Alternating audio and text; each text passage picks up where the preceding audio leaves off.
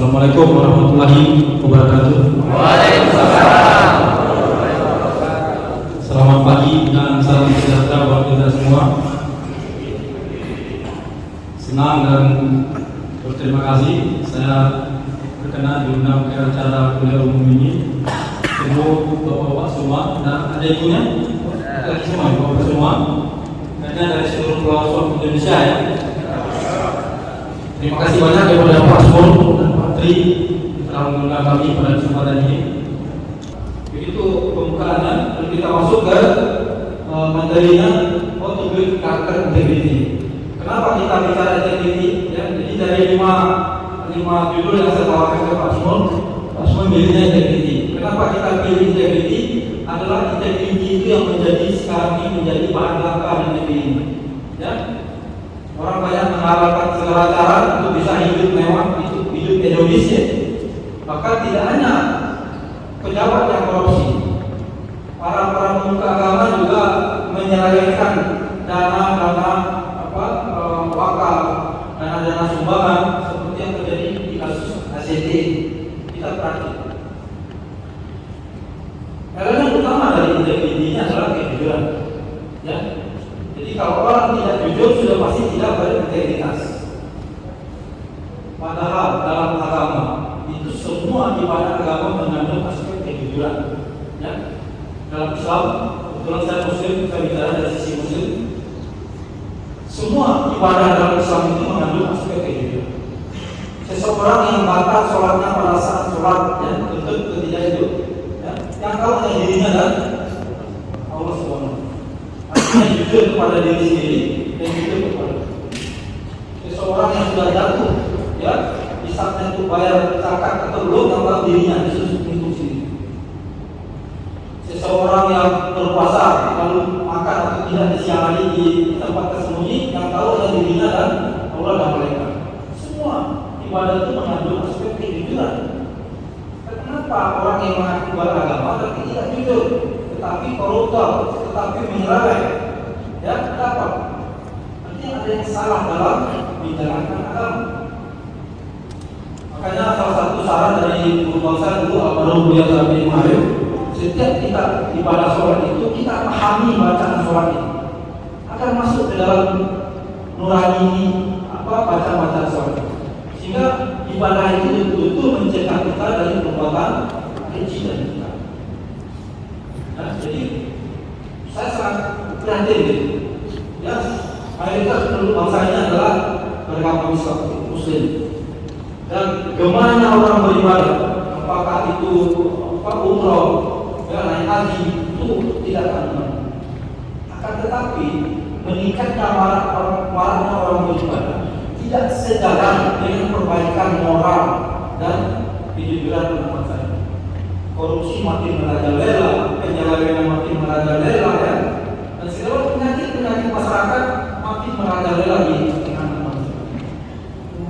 Apa yang salah? Ya, kembali kepada peragaman. Karena agama itu sendiri itu berasal dari bahasa Sanskerta. A artinya tidak, agama artinya tidak teratur. Jadi agama itu sendiri berarti teratur. Agama itu berarti beretika. Agama itu berarti sopan. Agama itu berarti antri, tidak menyerobot antri orang lain. Agama itu berarti tidak maling, tidak korup. Jadi kalau ada orang beragama masih korup, kalau bisa agamanya ya asal agamanya. Ya, ini kontennya nanti integritas. Bila integritas, dalam integritas dan cara membangun integritas. Nanti kalau saya bicaranya ada yang bertanya, silakan ya, saya dikat ya, biar tidak lupa apa yang ditanyakan. Ini arti integritas adalah sikap dan keteguhan hati untuk bertindak dalam kerangka nilai-nilai kebenaran yang hakiki. Ya, saya garis bawahi kebenaran yang hakiki, bukan kebenaran kata kita sendiri, bukan merasa benar sendiri. Ya, jadi kebenaran hakiki itu adalah kebenaran yang bisa diterima juga oleh orang lain dan ada dasarnya. Ya, dasarnya ya pasti kitab suci atau undang-undang atau aturan. Ini pilar integritas yang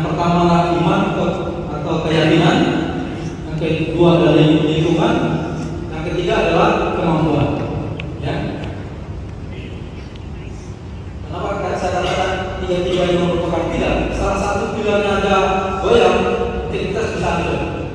Seseorang bisa saja imannya kuat, ya. Seseorang bisa saja punya kemampuan yang hebat, tapi ketika dia berada di lingkungan yang semuanya orang lain, dia bisa terpengaruh. Betul ya, Pak ya? Ya.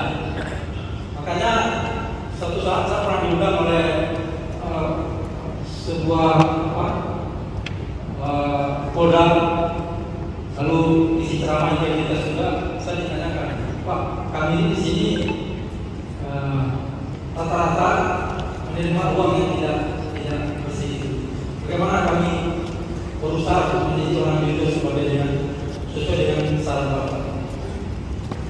Saya bilang kalau Bapak betul-betul benar ingin menjadi orang bersih, yang pertama Bapak lakukan adalah memisahkan rekening uang halal dengan uang yang Bapak lakukan. Lalu uang yang betul-betul halal inilah yang Bapak pakai untuk kehidupan, untuk biaya pendidikan anak dan semua. Uang yang tidak halal ini dapat mungkin jangan diganggu. Jadi Bapak coba dengan nanti perlahan-lahan Bapak usahakan menghilangkan uang. Lalu berikutnya bisa saja lingkungan bagus, ya, iman yang kuat, tapi orang itu tidak punya kemampuan untuk membiayai hidupnya. Akhirnya dia mencuri, dia mencopet, ya, makanya tiga itu adalah. Ya, orang yang mungkin agamanya bagus, keyakinannya bagus, ya, lingkungannya cukup bagus, tetapi dia tidak punya kemampuan untuk membiayai pendidikan anaknya, beli susu anaknya, gitu kan. Akhirnya dia melakukan juga pekerjaan yang tidak berintegritas. Lalu yang berikutnya, yang lebih penting lagi itu ya keyakinan, karena itu ada dari dalam diri seseorang. Keyakinan bagaimana seseorang itu yakin bahwa setelah meninggal nanti akan ada hari akhir, akan ada penimbangan dosa dan pahala, ya. Bagaimana yakin setiap perbuatan baik akan dibalas dengan kebaikan, itu adanya di keyakinan. Jadi dia itu harus jalan. Jadi lingkungan, ya, lingkungan itu semua yang berada di luar diri sendiri. Apakah itu keluarga, apakah itu lingkungan kantor, lingkungan pertemanan, ya. Ada orang yang baik ketika kita berteman dengan misalnya pekerja itu, atau berteman dengan orang yang suka bola-bola, kayaknya berbeda juga. Nah, ini kapasitas. Saya pernah bertanya dengan seorang pemimpin di negeri ini, ya. Saya tanyakan, kenapa Bapak kenal sangat berintegritas? Bapak punya kesempatan untuk jadi koruptor, Bapak punya kesempatan untuk menyeleweng, tapi tidak melakukan. Jawabannya apa? Karena saya dari mudanya sudah punya kemampuan untuk hidup sendiri. Dan begitu saya jadi pejabat, saya punya kemampuan untuk hidup dari kemampuan yang saya miliki di luar jabatan saya. Makanya penting juga bahwa semua, walaupun bapak-bapak pegawai Kementerian Perhubungan, pegawai bea cukai, ya, tidak ada salahnya bapak juga punya pasif tingkat dari yang lain. Ya. Banyak cara dalam teknologi sekarang untuk kita mendapatkan pasif tingkat. Yang penting halal. Karena begitu sedikit ada yang tidak halal mencampur ke keluarga kita, sendiri kita, maka yakinlah kita tidak akan pernah menjadi orang yang berintegritas. Ini sudah saya jelaskan tadi, ya, hubungan antara integritas dengan lingkungan dengan keyakinan. Lanjut. Nah, ini hubungan ibadah dengan integritas seperti saya jelaskan tadi. Semua ibadah dalam agama itu. Saya di agama lain juga begitu. Agama Kristen, seseorang ke gereja, sampai di gereja atau dia malah mampir ke mana? Di kafe. Nah, kalau dirinya, kan? Kejujuran itu merupakan hikmah dari semua amal ibadah dan semua. Dan ini buah dari integritas. Jadi, ya, memang buah integritas ini tidak selalu berupa harta dan aset, tapi berupa nilai-nilai yang tidak bisa ditukar dengan harta. Yang pertama adalah